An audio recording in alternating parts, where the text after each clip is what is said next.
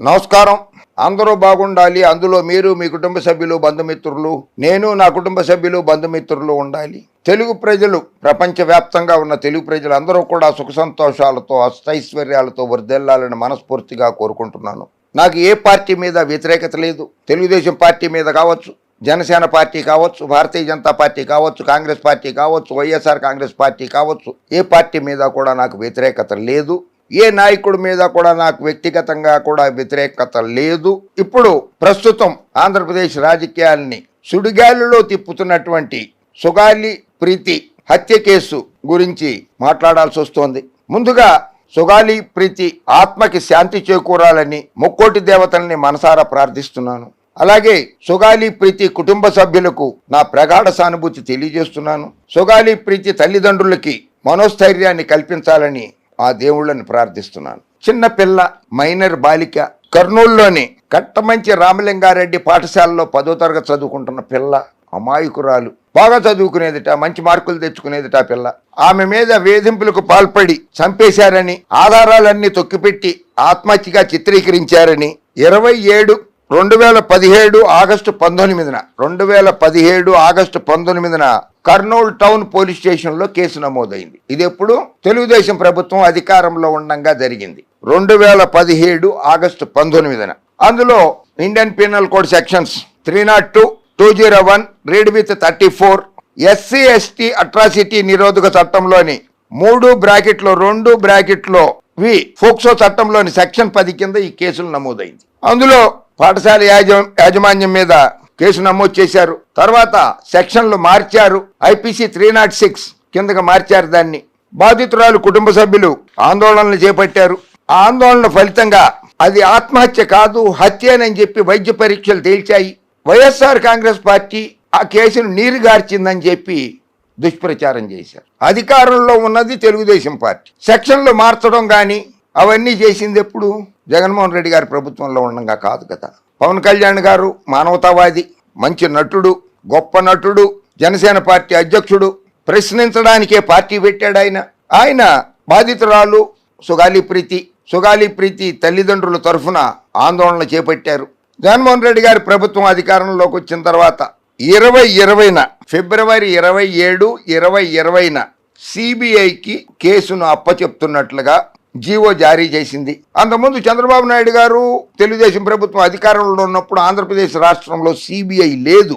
ఆంధ్రప్రదేశ్ రాష్ట్రంలో CBI అడుగు పెట్టడానికి వీలు లేదు, ఇక్కడి నుంచి వెళ్ళిపోవాలని చెప్పి జీవో జారీ చేశారు. అందుకని చంద్రబాబు నాయుడు గారి ప్రభుత్వం ఆ రోజుల్లో 2017లో సుగాలి ప్రీతి తల్లిదండ్రులు, దళిత వర్గాలు, మైనారిటీ వర్గాలు, కొన్ని రాజకీయ పార్టీలు, పవన్ కళ్యాణ్ గారు అందరూ కూడా ధర్నాలు చేసిన, ప్రభుత్వాన్ని డిమాండ్ చేసినా కూడా ఆయన CBIకి అప్పగించలేకపోయారు. ఎందుకంటే రాష్ట్రంలో CBI లేదు కనుక.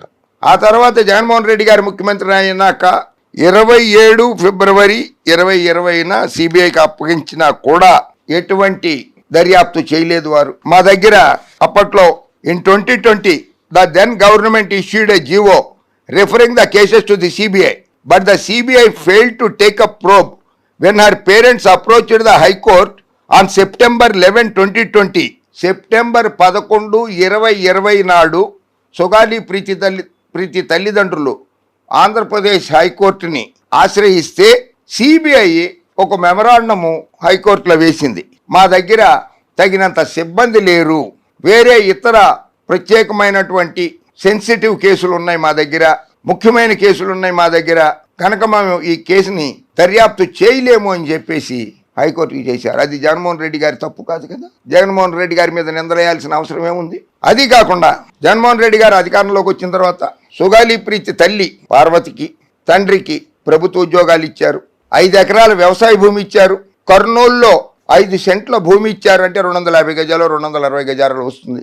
8 లక్షల రూపాయలు నగదు ఇచ్చారు ఇల్లు కట్టుకోవడానికి. ప్రభుత్వ పరంగా చేయాల్సినవన్నీ కూడా చేశారు ఆయన జగన్మోహన్ రెడ్డి గారు. అయినా సరే జగన్మోహన్ రెడ్డి గారి ప్రభుత్వమే అన్యాయం చేసింది, జగన్మోహన్ రెడ్డి గారి ప్రభుత్వమే అన్యాయం చేసింది అని చెప్పి పలు రాజకీయ పార్టీల నేతలు, ఒక రాజకీయ పార్టీ కాదు, పలు రాజకీయ పార్టీల నేతలు అందరూ కూడా జగన్మోహన్ రెడ్డి గారిని విమర్శిస్తున్నారు. SC ST యాక్ట్ సెక్షన్ 14 ప్రకారంగా కేసు నమోదైతే ఆ కేసుకు సంబంధించి 2 నెలల లోపల విచారణ పూర్తి చేయాలి అని చెప్పి చట్టం ఉన్నది. ఆ చట్టాన్ని ధిక్కరించింది ఎవరు? 2017లో జరిగింది సుగాలి ప్రీతి హత్య కేసు. అప్పుడు అధికారంలో ఉన్న పార్టీ ఏది? అధికారంలో ఉన్నది ఎవరు? ఆ చట్టాన్ని ఉల్లంఘించింది ఎవరు? ప్రజలే నిర్ణయిస్తారు. ప్రజలకే తెలుసు. సుగాలి ప్రీతి వికలాంగురాలు ఎంత బాధతో, కూతురుపోయిన బాధతో జీవిస్తోందో రాష్ట్ర ప్రజలు తెలుసుకోవాలి. ఆమెకి జగన్మోహన్ రెడ్డి గారు ఆర్థిక సహాయము, ఉద్యోగ సహాయము, పొలం సహాయము ప్రభుత్వం తరఫున ఇచ్చినా కూడా జగన్మోహన్ రెడ్డి గారిని నిందిస్తున్నారు. కొత్తగా కొంతమంది రాజకీయ నాయకులు ఈ ప్రభుత్వమే, ప్రస్తుత ప్రభుత్వమే అవన్నీ కూడా ఇచ్చినట్లుగా ప్రచారాలు చేస్తున్నారు. ప్రస్తుత కూటమి ప్రభుత్వమే 5 ఎకరాల భూమి ఇచ్చింది, 5 సెంట్ల భూమి ఇచ్చింది, 5 ఎకరాల పొలం ఇచ్చింది, అన్ని ఇచ్చినా కూడా ఆమె శాంతించట్లేదు అని చెప్పి అంటున్నారు. చాలా అసత్య ప్రచారం అది. ఆమె అంటున్నది, సుగాలి ప్రీతి తల్లి అంటున్నది, పార్వతమ్మ, మీరు అంటున్నారు కదా నేను ఇవన్నీ కూడా ప్రభుత్వానికి తిరిగి ఇచ్చేస్తాను, నా కూతుర్ని నాకు తెచ్చివ్వండి. ఆమె కష్టపడి బాగా చదువుకుని ఒక న్యాయమూర్తి అవుతుందో, ఒక ఉప ముఖ్యమంత్రి అవుతుందో, ఒక ముఖ్యమంత్రి అవుతుందో, ఆమె సామర్థ్యాన్ని బట్టి ఆమె అవుతుంది. నా కూతురు నాకు తెచ్చివ్వండి అని అడుగుతోంది. ఆ కూతుర్ని మనం తెచ్చిగలమా? ఏ రాజకీయ పార్టీ అయినా, ఏ రాజకీయ నాయకుడు అయినా సరే తెచ్చివ్వగలడా? తెచ్చివ్వలేడు కదా. ఆమె కోరుతున్నది దోషులకి, ఆ నిందితులకి శిక్ష పడాలి. నా కూతుర్ని హత్యాచారం చేసినటువంటి వాళ్ళకి శిక్ష పడాలి అని కోరుకుంటోంది తప్పితే ఆమె డబ్బులు అడగడం లేదే. ఇప్పుడు తిరిగి ఇచ్చేస్తానంటుంది కూడా. అయినా కూడా ఆమె మీద కూడా కుంటిదానివి, పొట్టిదానివి అనేటువంటి రాజకీయ విమర్శలు చేస్తున్నారు. మంచి పద్ధతి కాదు. కూతురును పోగొట్టుకున్న బాధలో ఉన్నది. The Andhra Pradesh government to hand over Preethi case to CBI. Sugali Preethi case August 28న సుగాలి పార్వతి 8 ఏళ్లుగా నేను పోరాటం చేస్తున్నాను నిందితులకు శిక్ష పడాలని, అయినా న్యాయం జరగడం లేదు గనక సుగాలి ప్రీతి కేసుని సిబిఐకి అప్పచెప్పాలని చెప్పి 28 ఆగస్టు 2025 నాడు విజయవాడలో దళిత సంఘాల నాయకులతో కలిసి ధర్నా చేసింది.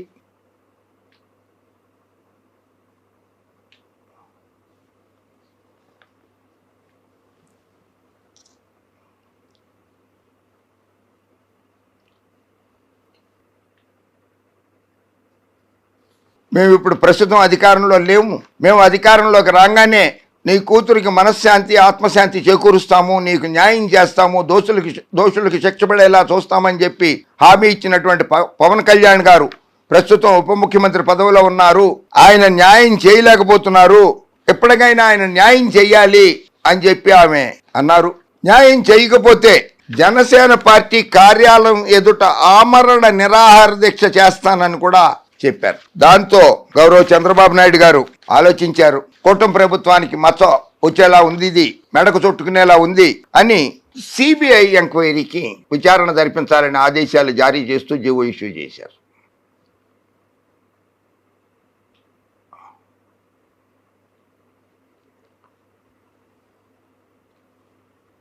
సుగాలి ప్రీతి కేసు సిబిఐకి.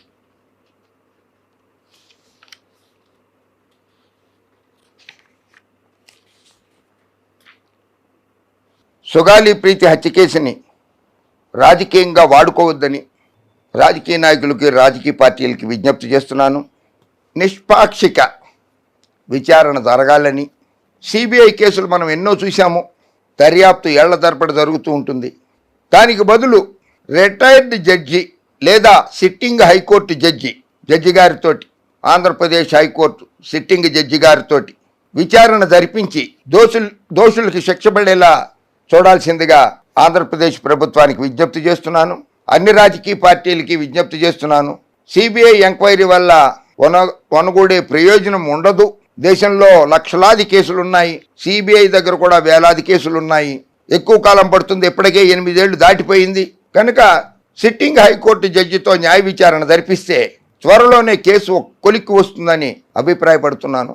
ఆ దిశగా ఆంధ్రప్రదేశ్ రాష్ట్ర ప్రభుత్వం చొరవ తీసుకోవాలని, ముఖ్యమంత్రి నారా చంద్రబాబు నాయుడు గారు ఇటువంటి విషయాల్లో త్వరగా స్పందిస్తారు కనుక నారా చంద్రబాబు నాయుడు గారే చొరవ తీసుకోవాలని, సిట్టింగ్ జడ్జితో విచారణ జరిపించడానికి ప్రధాన న్యాయమూర్తి, ఆంధ్రప్రదేశ్ హైకోర్టు ప్రధాన న్యాయమూర్తి గారికి లేఖ రాస్తే బాగుంటుందని నా ఉద్దేశం. సుగాలి ప్రీతికి ఆత్మకి శాంతి చేకూరాలి అని అంటే ఇది ఒక్కటే మార్గం.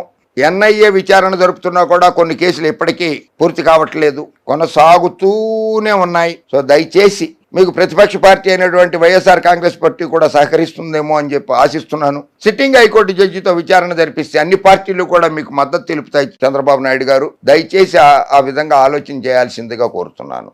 జై హింద్.